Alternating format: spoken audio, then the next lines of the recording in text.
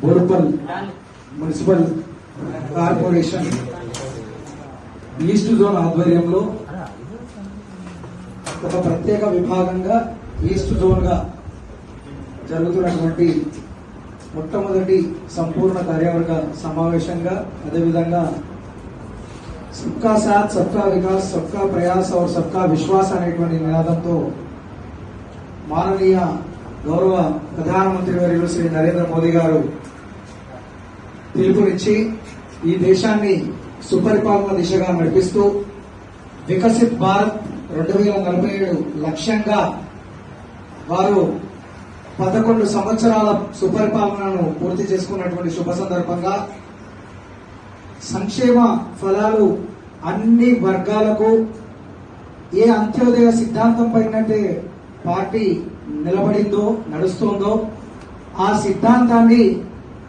ముమ్మాటికి ఈ యొక్క దేశమే కాకుండా ప్రపంచ వ్యాప్తంగా భారతదేశానికి ఖ్యాతి వచ్చే విధంగా నరేంద్ర మోదీ గారు ఈ 11 సంవత్సరాలు చేసినటువంటి పాలన పైన ఒక నివేదికగా ఈరోజు జగన్ మధ్యలకి ఒక ప్రోగ్రెస్ రిపోర్ట్ ఇచ్చేటువంటి కార్యక్రమాన్ని నిర్వహిస్తున్నటువంటి ఈ నేపథ్యంలో ముగింపుగా నేడు జనసంఘ్ మరియు భారతీయ జనతా పార్టీకి ఆద్యులు అధినాయకుడు అయినటువంటి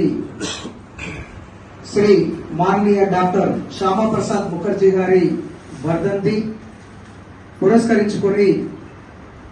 ఆనాడు శ్యామా ప్రసాద్ ముఖర్జీ గారు, పండిత్ దీన్ దయాళ్ గారు, తర్వాత అటల్ బిహారీ వాజ్పేయి గారు,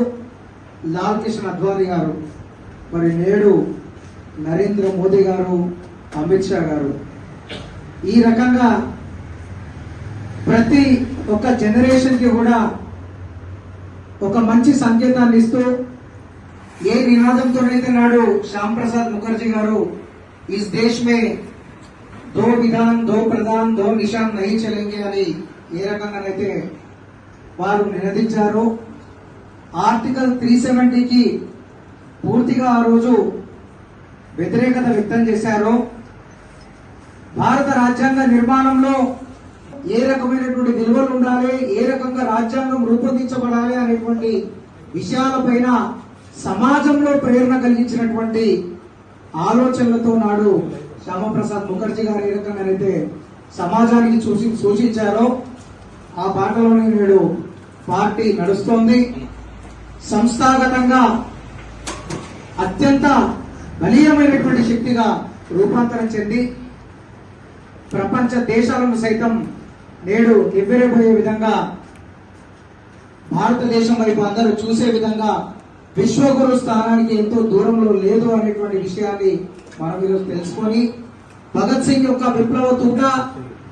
సుభాష్ చంద్రబోస్ గారు చూపించినటువంటి సాయుధ బాట, మరి అదేవిధంగా స్వామి వివేకానంద గారు తన సూక్తులతో మార్చినటువంటి మాట,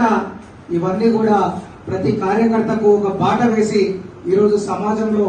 మన పార్టీ ఔన్నత్యం కోసం, మన పార్టీ అభివృద్ధి కోసం రేపు తెలంగాణ రాష్ట్రంలో కాషాయ ధ్వజం రేపరేపలాడే విధంగా మనందరం కష్టపడదామనేటువంటి విషయాన్ని తెలియజేస్తూ నాకు ఈ అవకాశం ఇచ్చినందుకు వేదికకు ధన్యవాదాలు తెలియజేస్తూ ముగిస్తానన్న భారత్ మాతాకి జై. ధన్యవాదాలు.